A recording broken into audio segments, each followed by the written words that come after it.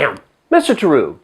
In this lesson, we are going to continue our discussion of trig proofs and move on to the product and sum, product to sum, and sum to product formulas. In this lesson, I don't actually teach in my live pre-calculus class because it's not on my county's pacing guide, but you guys out on YouTube land have been asking me questions about this particular topic and why I didn't have any lessons on it, so now we will. We're going to derive 2 of these 8 formulas and then work through 5 examples. And they're going to be inspired by the types of questions and the level of difficulty that are in my pre-calculus book. Hopefully that applies and helps you guys out. Now, the product to sum and sum to product formulas, there's 4 of them. I'll read one of them. The product to sum formulas, as an example, is the sine of an angle times the sine of a second probably different angle is equal to 1/2 times the cosine of alpha minus beta minus the cosine of alpha plus beta. And we're going to derive this third formula. Over here we have the 4 versions for sum to product. We have, as an example, the sine of alpha plus the sine of beta is equal to 2 times the sine of alpha plus beta over 2 times the cosine of alpha minus beta over 2. And the author of the book that I teach from, even he mentions in the book that your teacher is, he's expecting your teacher to probably give you these formulas instead of having you memorize them because they're all very, very similar. But in case that's not the case, and plus just to justify that they sort of actually work, we're going to work on sort of deriving, if you will, the third version or the third formula in each of these lists. And we have the sine of alpha times cosine of beta. We're going to actually start the derivation process by working on the right-hand side and using some identities for these product to sum formulas. Work with some identities that we're already familiar with, the sum and difference for sine and cosine. So we have here the sine of alpha plus beta plus the sine of alpha minus beta. Okay, so taking the sine of alpha plus beta plus the sine of alpha minus beta, we're going to go ahead and apply the sum identities for each of these expressions. And the sine of alpha plus beta is the sine of the first times the cosine of the second plus the cosine of the first times the sine of the second.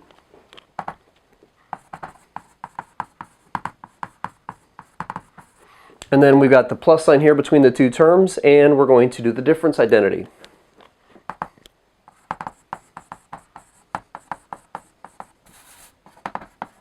Okay, great.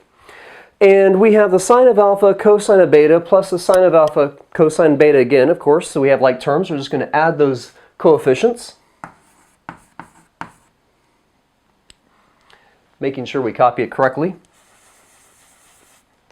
Of course, multiplication is commutative, so I could write cosine first. And we have the cosine of alpha sine beta minus cosine alpha sine beta. So those are going to, they're like terms. We're just going to do 1 minus 1 is 0. So those are going to cancel each other out. And we see here on our third product to sum formula that it's just simply the sine of alpha cosine beta. So we have, well, let's just take this 2 sine alpha cosine beta and divide both sides by 2. And I guess I could just write that over here. And we have 1/2 sine of alpha plus beta plus sine of alpha minus beta is equal to sine alpha cosine beta. And we are absolutely checking that out. And you can see the derivation of each of these product to sum formulas goes very, very quickly. And actually, you'll find the same thing here. I'm going to step off and reveal the derivation of this third rule and get the phone. 2 things at once. Bang!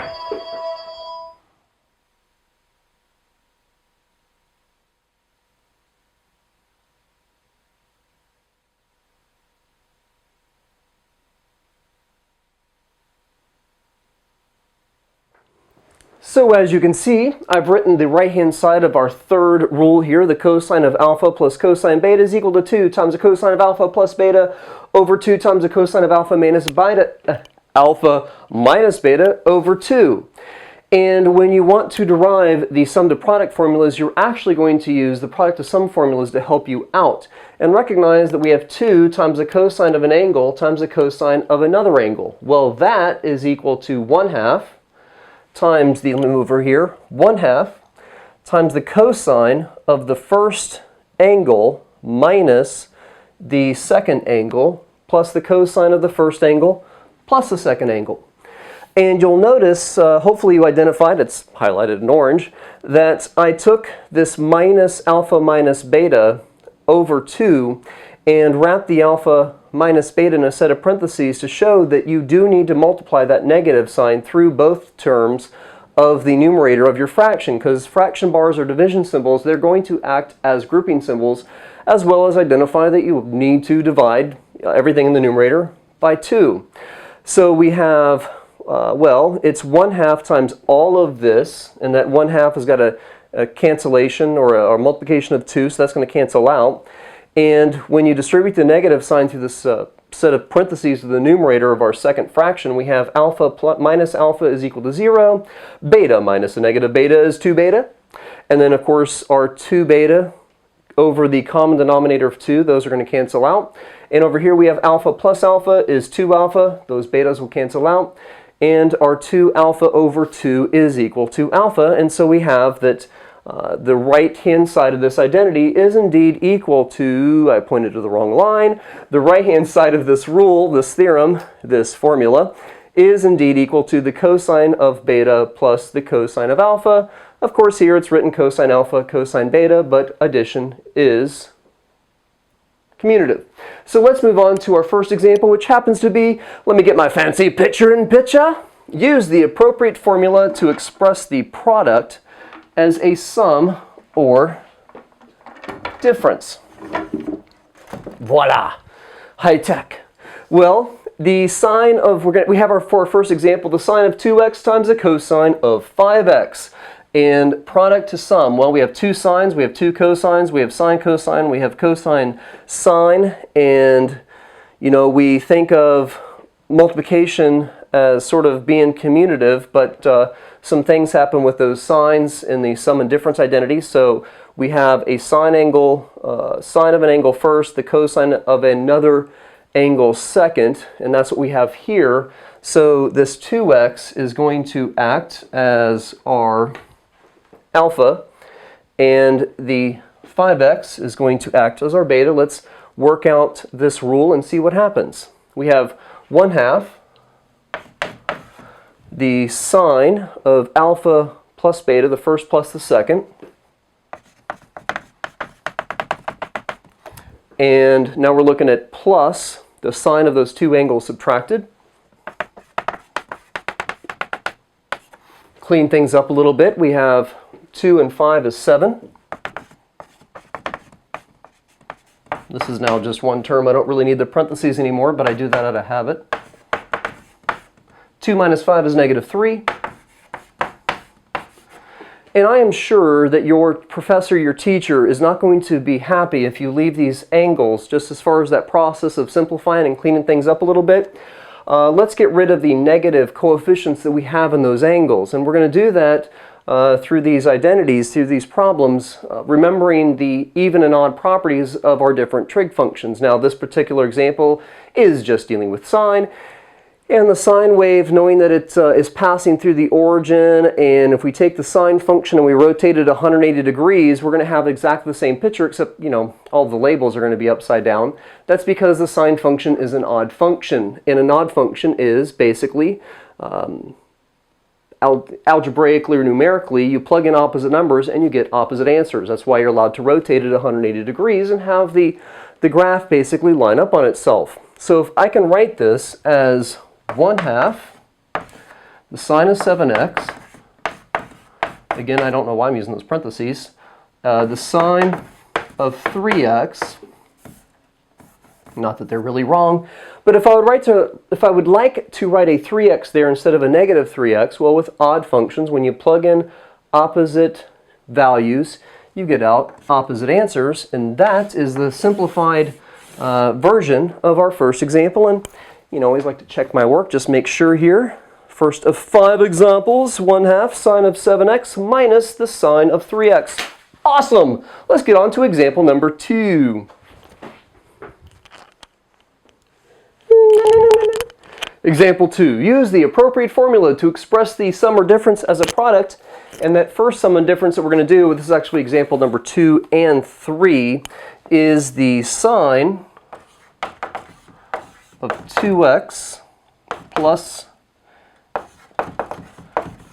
the sine of 3x. And this is going to work out very similar to our last example, except we'll have to remind ourselves about the even and odd properties of cosine. So the sine of an angle plus the sine of another angle. So we're using this first rule in the sum of product formula. So we have 2 times the sine of alpha plus beta over 2, so 2x plus 3x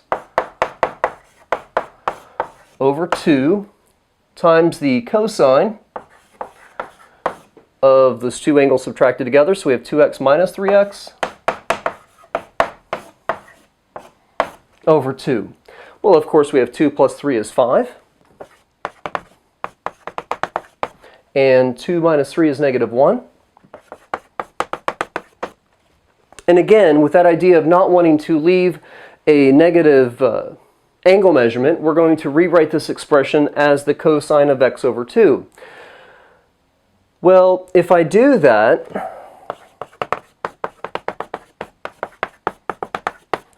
is this my final answer, or do I need to introduce a negative in front of this term to recognize that I changed the sign of the angle measure going into the cosine function? Well, the cosine function is an even function. Think about what that picture looks like. Y equals the cosine of x. The cosine of 0 is 1.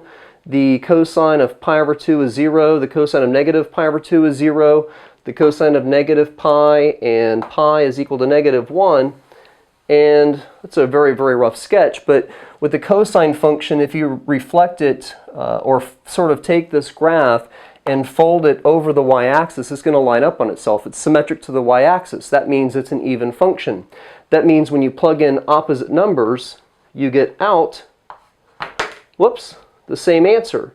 So I have changed or created sort of an opposite angle measurement, changing that from negative to positive, but I'm going to get the same answer. So this is my final answer, 2 sine of 5x over 2 times the cosine of x over 2.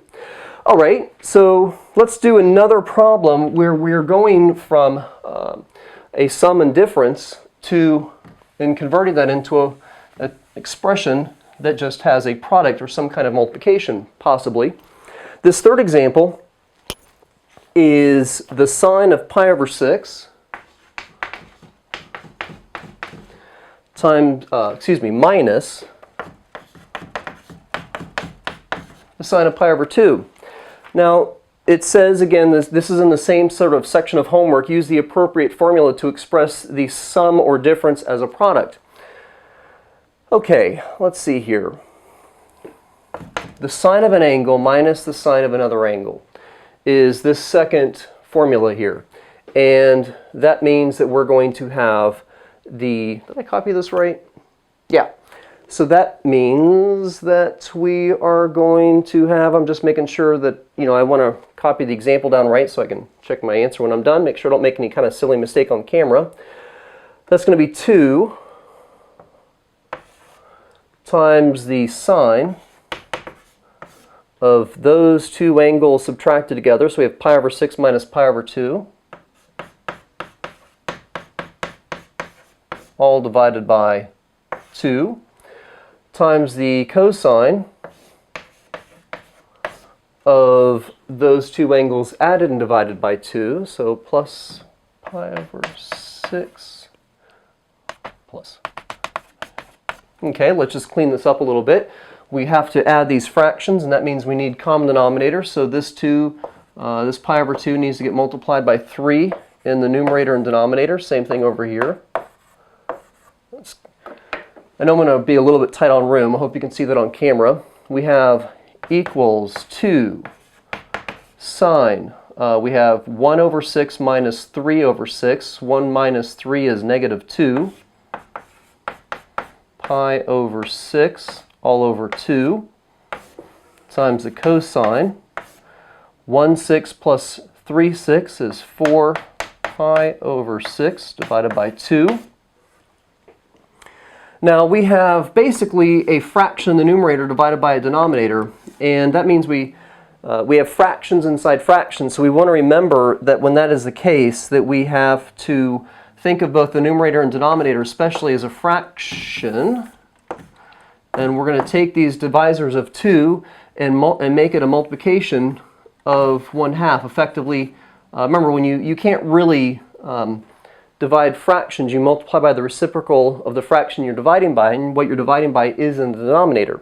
So I always do these little pigtails to remind my students to flip the denominator up and change it to multiplication. So we're looking at 2 times the sine of negative 2 pi over 6, just trying to keep my chalkboard from rattling while I write on it, times 1 over 2 times the cosine of 4 pi over 6 times 1 over 2.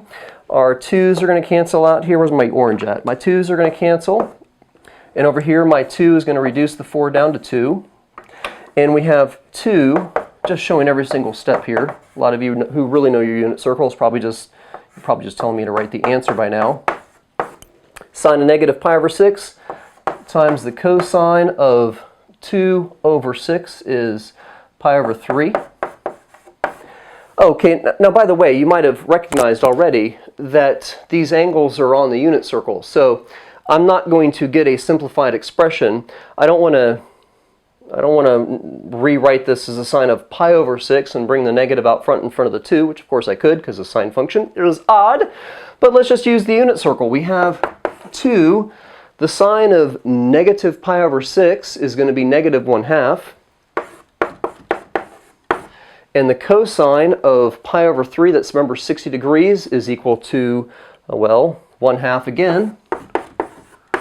These multiplication and division of 2 is going to cancel out, and we end up with the final answer of negative 1/2. Now, at this point, you're probably telling me or saying to yourself, why am I going through all of this work for changing this sum and difference or difference to a product when I could have just looked at this problem in the first place and knew the answer? I mean, again, these angles are on the unit circle. The sine of pi over 6 is a positive 1/2.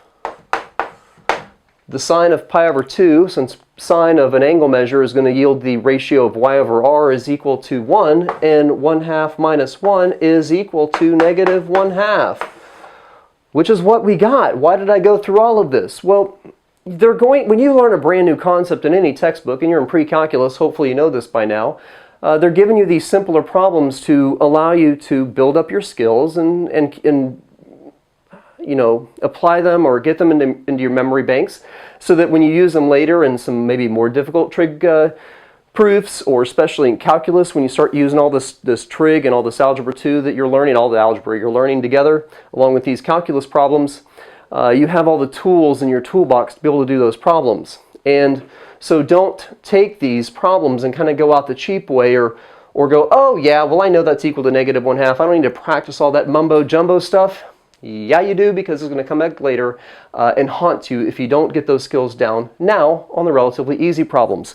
Let's move on to our fourth example.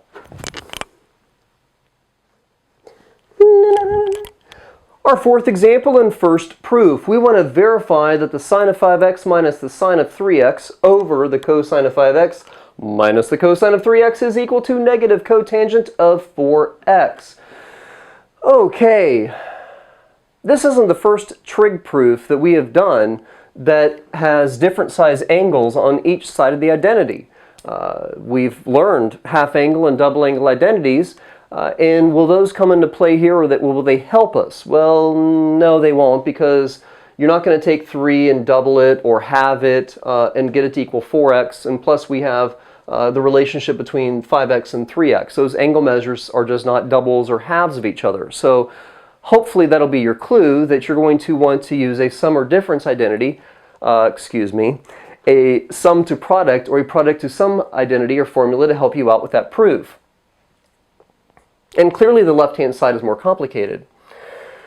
So not quite sure how 4x is going to relate to 5x and 3x, but let's, work out or use one of these sum to product formulas and see what happens. And by the way, I'm using the sum to product formulas because I don't have the product of any trig, I don't have a product of two different trig functions. It's the sine minus sine and cosine minus cosine. So the sine of an angle minus the sine of another angle, right there. Okay, so we have the sine of alpha minus beta is equal to, so this is my alpha and my beta, 2 times the sine of the first angle minus the second, so 5x minus 3x, over 2 times the cosine of alpha plus beta, so 5x. Okay, now let's do the same thing with the denominator. With our denominator, we have the cosine of an angle minus this cosine of a different angle. If they were the same angle, we could just add them like terms. So we're going to use our bottom rule here and get negative 2 sine of the first plus the second times the sine of the first minus the second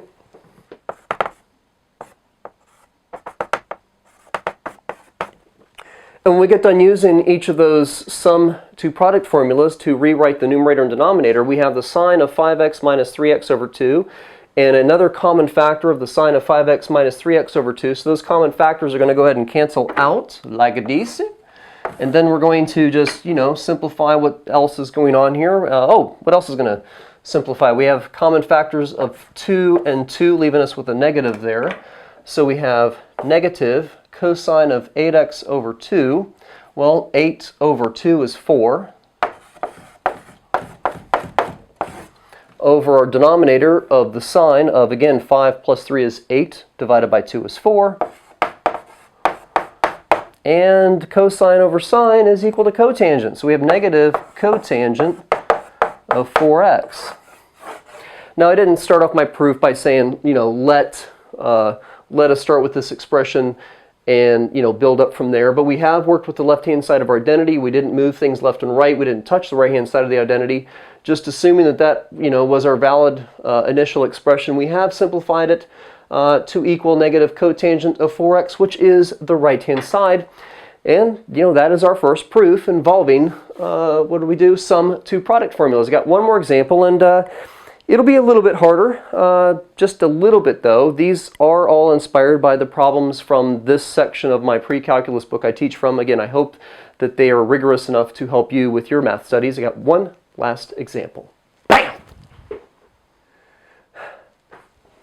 And for our last example, the directions say describe the graph using another equation. We have y is equal to the cosine of x minus the cosine of 3x over the sine of x plus the sine of 3x.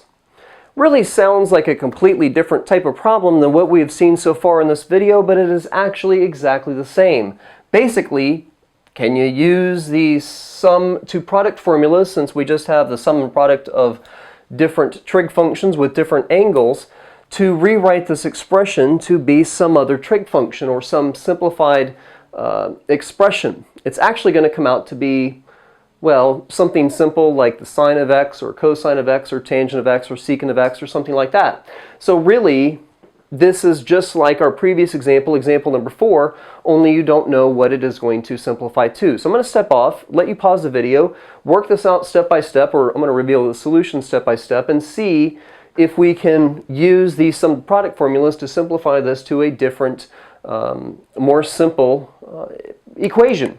And then if you want to verify that the equation you've started with is the same as what you end up with, just take your graphing calculator and do y equals and put this in the first line, y equals, y sub 2 equals, and put that whatever simplified expression or equation we come up with in the second line, and graph those two functions over themselves and see if you have the same picture.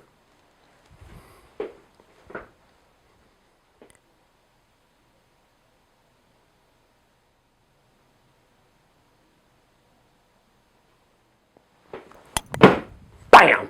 Well, we use the difference, the cosine of an angle minus the cosine of another angle to, rule or formula to rewrite the numerator.